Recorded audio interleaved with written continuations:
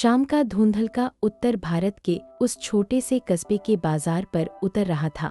दिन भर की चहल पहल अब शांत हो रही थी और दुकानदार अपना सामान समेटने की तैयारी में थे। रमेश भी अपनी सब्जी की दुकान के बचे खुचे सामान को बोरियों में भर रहा था। उसके चेहरे पर दिन भर की थकान के साथ साथ एक गहरी चिंता भी साफ झलक रही थी।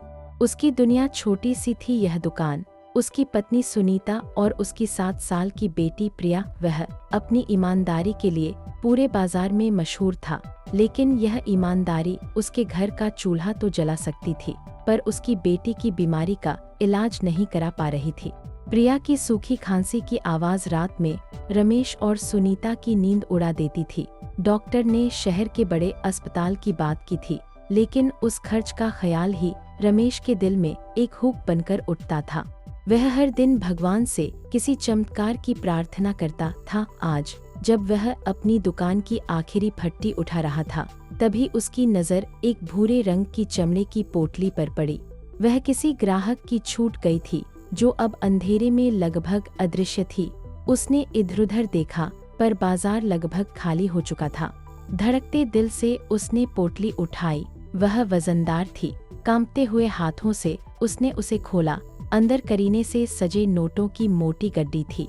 साथ में एक पहचान पत्र भी था, जिस पर लिखा था श्री बलवंत सिंह, शहर के जाने माने ठेकेदार। रमेश ने अपनी जिंदगी में इतनी बड़ी रकम एक साथ कभी नहीं देखी थी। उसने पैसे गिने, पूरे 50,000 रुपये। यह रकम उसकी बेटी के इलाज के लिए काफी थी, शायद उससे भी ज्यादा। एक पल के लिए उसके मन में लालच की एक बिजली कौंधी। किसी ने मुझे यह उठाते हुए नहीं देखा, उसके भीतर एक आवाज फुसफुसाई। शायद भगवान ने ही प्रिया के लिए यह भेजा है। यह विचार उसे राहत देने लगा। एक झटके में उसकी सारी समस्याएं खत्म हो सकती थीं। प्रिया को सबसे अच्छा इलाज मिलता, वह फिर से खिलखिलाकर हंसती। इस पैसे को रखकर वह अपनी जिंदगी बदल सकता था। लेकिन तभी उसका हाथ अनजाने में अपनी जेब पर गया। उसने अपना फटा हुआ बटुआ निकाला, जिसमें एक कोने में प्रिया की मुस्कुराती हुई तस्वीर थी। उस मासूम निश्चल मुस्कान को देखकर उसके भीतर एक तूफान सा उठ खड़ा हुआ। एक सवाल उसके सीने में तीर की तरह चुभ गया।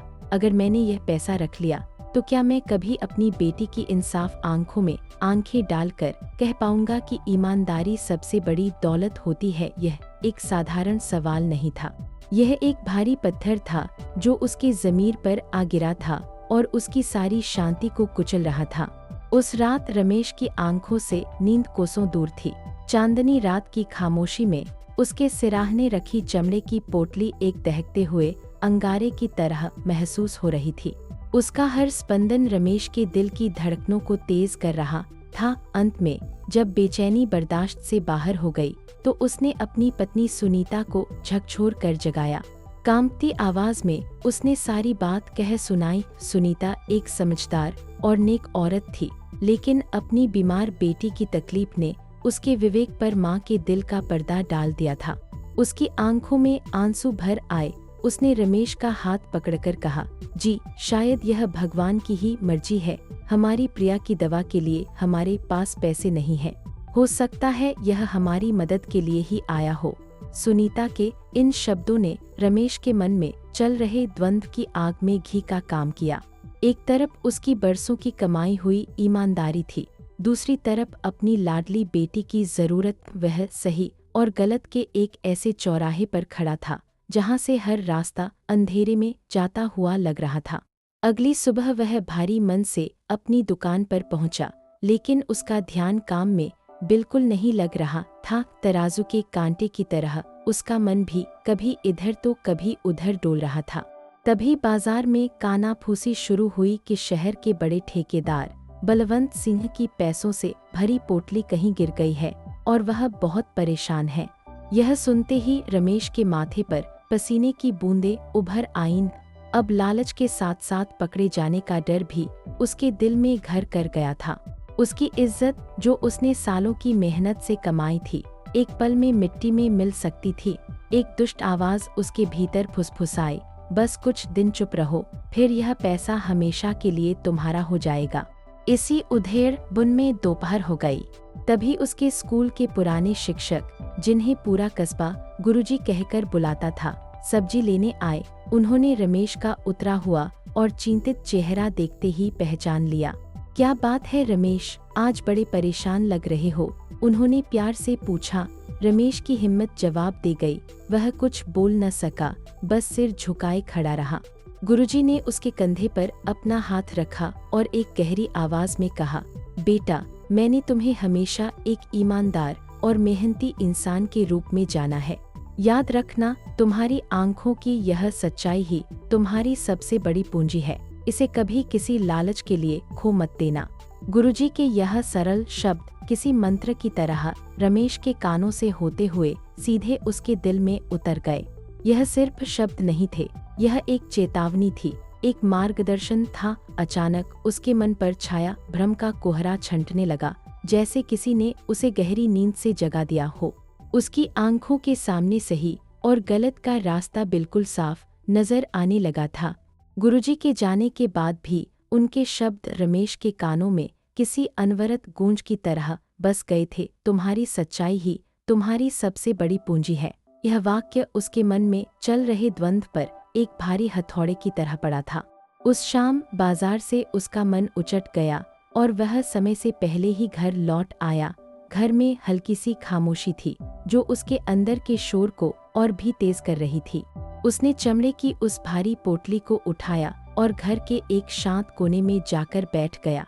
उसने आंखें बंद कर ली, जैसे वह बाहरी दुनिया से नहीं, बल्कि अपने अंदर के लालच से मुंह मोड़ना चाहता हो। गहरी सांसों के बीच उसे अपने दिवंगत पिता का चेहरा याद आ गया, जिनकी आंखों में गरीबी की थकान तो थी, पर बेईमानी की शर्म कभी नहीं। पिता अक्सर कहते थे, बेटा, बेईमानी की रोटी कुछ पल के लिए पेट भर सकती है, लेकिन जिंदगी भर की भूख छीन लेती है, मन की शांति की भूख। आज सालों बाद उन शब्दों का असली मतलब रमेश की आत्मा को भेद रहा था। वह समझ गया था कि यह पैसा उसकी बेटी प्रिया का इलाज तो करवा देगा, लेकिन उसके ज़मीर को हमेशा के लिए एक ऐसा घाव दे जाएगा जो कभी नहीं भरेगा। यह पैसा उसकी आत्मा को बीमार कर देगा। वह अपनी बेटी को एक ऐसा भविष्य नहीं देना चाहता था जिसकी नींव झूठ और चोरी पर रखी हो। कल जब प्रिया बड़ी होकर पूछेगी कि ईमानदारी क्या होती है, तो क्या वह उससे नजरें मिला पाएगा? इस ख्याल ने उसे अंदर तक झकझोर दिया। उसे एहसास हुआ कि उसका असली डर गरीबी या बेटी की बीमारी नहीं, बल्कि अपने चरित्र को खोने का, अपने ज़मीर को बेचने का डर था। वह अपनी बेटी के लिए एक मजबूत और सच्चा पिता बनना चाहता था, न कि एक लाचार और चोर। कठिनाइयाँ तो जीवन की परीक्षा होती हैं, और उनसे लड़ने का तरीका ही हमारे व्यक्तित्व को गढ़ता है। एक गहरी ठंडी सांस लेकर उसने आंखें खोली। उसके मन का सारा कोहरा छंट चुका था। उसने फैसला कर लिया था, वह अब और इस द्वंद्व में नहीं जिएगा। वह सही काम करेगा, चाहे उसका नतीजा कुछ भी हो। वह उठा और सीधा सुनीता के पास गया। उसके चेहरे पर अब कोई डर या भ्रम नहीं था, बल्कि एक अद्भुत शांति और दृढ़ता थी। उसने सुनीता का हाथ अपने हाथों में लेकर कहा, सुनीता, हम यह पैसा लौटाएंगे। मुझे पता है कि प्रिया की तबीयत ठीक नहीं है, लेकिन हम उसका इलाज अपनी मेहनत की कमाई से करवाएंगे, किसी की मजबूरी का फायदा उठाकर नहीं। भगवान हमारी मदद जरूर करेगा। सुनीता ने अपने पति की आंखों में वही पुरानी ईमानदारी और आत्मविश्वास की चमक देखी, जिस पर उसे हमेशा गर्व था। उसका दिल स्नेह और सम्मान से भर गया। उसने सिर हिलाकर कहा, आप सही कह रहे हैं, हमें ऐसी दौलत नहीं चाहिए जो हमारी नींद और इज्जत छीन ले। मैं हर कदम पर आपके साथ हूँ। उस पल रमेश ने अपने जीवन की सबसे बड़ी लड़ाई जीत ली थी, अपने मन के लालच पर। अगली सुबह की पहली किरण के साथ ही रमेश के मन का अंधकार भी छंट चुका था। एक नए आत्मविश्वास के साथ वह पहचान पत्र पर लिखे पते पर पहुंचा। वह एक बड़े और आलीशान घर के सामने खड़ा था, जिसका विशाल फाटक किसी अजनबी दुनिया का द्वार लग रहा था। एक पल के लिए उसके कदम ठिठके, लेकिन फिर प्रिया का मासूम चेहरा याद आते ही उसने हिम्मत जुटाकर दरवाजे पर लगी घंटी बजा दी। दरवाजा खुद ठेकेदार बलवंत सिंह ने खोला। उनके चेहरे पर गहरी चिंता और थकान की लकीरें साफ दिख रही थीं। रमेश ने बिना कोई भूमिका बांधे चमड़े की पोटली उनकी ओर बढ़ाते हुए कहा, साहब, यह कल मेरी सब्जी की दुकान पर रह गई थी। बलवंत सिंह की आंखें आश्चर्य से फैल गईं। उन्होंने झपटकर पोटली ली और उसे खोला। अंदर की रकम को सरसरी निगाह से देखकर उन्होंने एक गहरी सांस ली, जैसे शरीर में जान लौट आई हो। उन्होंने रमेश को ऊपर से नीचे तक देखा और उनकी आंखों में अविश्वास के साथ साथ एक गहरी कृतज्ञता का भाव उभर आया। भाई, मैं तो उम्मीद ही खो चुका था। तुमने मेरा बहुत बड़ा नुकसान होने से बचा लिया। इतना कहकर उन्होंने तुरंत जेब से 5,000 रुपये के नोटों की एक गड्डी निकाली और रमेश की ओर बढ़ाई। रमेश ने हाथ जोड़कर सिर झुका लिया। माफ कीजिए साहब, पर मैं यह नहीं ले सकता। यह मेरा कर्तव्य था, कोई सौदा नहीं। मुझे बस आपका आशीर्वाद चाहिए।